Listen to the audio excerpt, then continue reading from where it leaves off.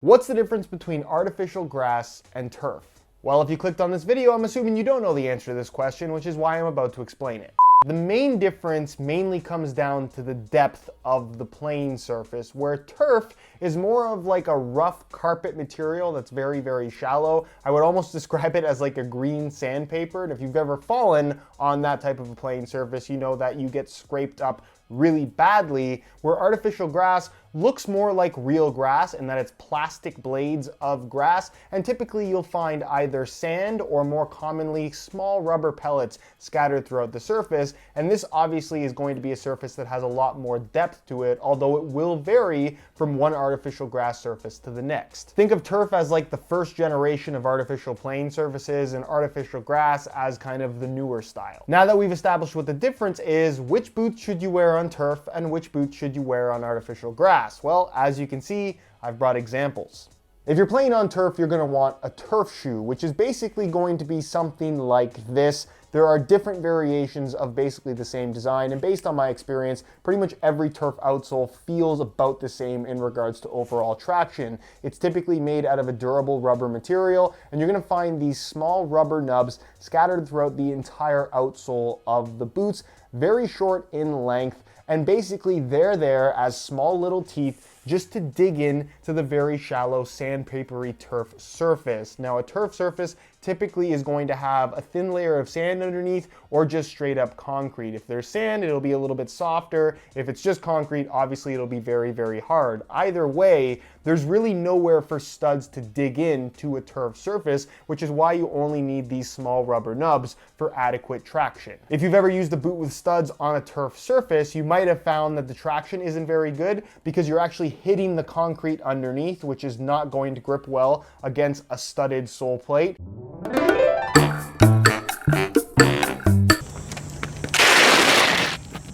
And you're also going to find that stud pressure can be an issue because, again, you're hitting the bottom of a hard surface. You just don't need studs for a shallow surface like turf. Now, when it comes to artificial grass, you're going to find a lot of variation from one field to the next, and it has everything to do with the quality of the artificial grass itself, where lower quality fields are going to be more shallow and higher quality fields are going to have longer blades of grass and typically more depth, meaning that they're going to have a softer feel as you're running around.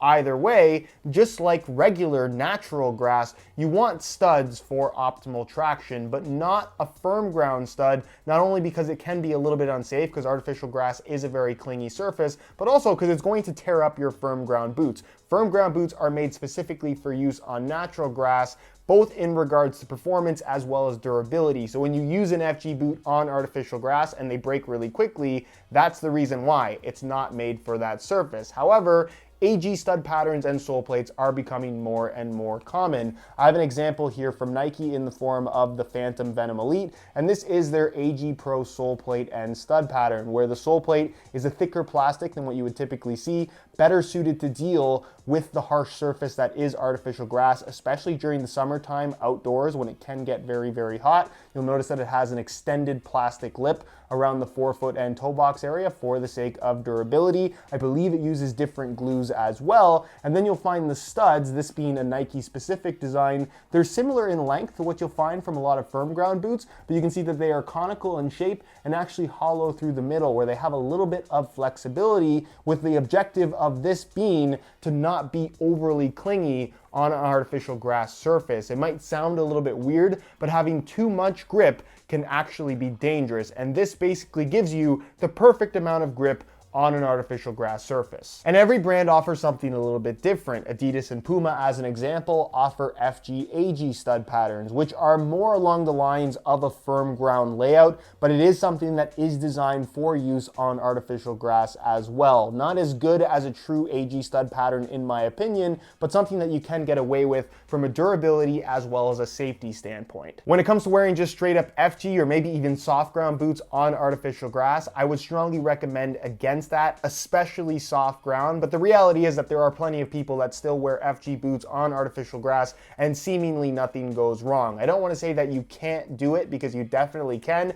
but just realize that you are putting yourself at a higher risk of injury, and of course the durability of the boots long term will definitely take a hit. Also keep in mind that you can wear turf shoes on an artificial grass playing surface. The traction won't be as aggressive as a true AG or an FG AG stud pattern, of course, because you don't actually have any studs digging in, but you will have adequate traction on an AG surface as long as the surface is dry. If the surface is wet, then typically turf shoes will be pretty slippery. And that, ladies and gentlemen, pretty much sums up the differences between turf and artificial grass, along with the do's and don'ts. If you guys enjoyed this video, found it helpful and informative, please support it with a like. That helps me out tremendously. And if you are on the market for some turf boots or perhaps some AG boots, there is a link down below in the description to the super deals page on my website, where you'll find buy it now links along with exclusive SR4U coupon codes from all kinds of different legitimate online retailers, where you can get yourself a bit of a discount on some new boots. So be sure to go ahead and check that out. If you have any questions regarding this topic, anything that I talked about in this video, leave it down below in the comments and I'll do my best to get an answer out to you as soon as I possibly can. Subscribe if you haven't already for daily videos on all the latest and greatest soccer gear. You can find all my social media information linked down below in the description as well.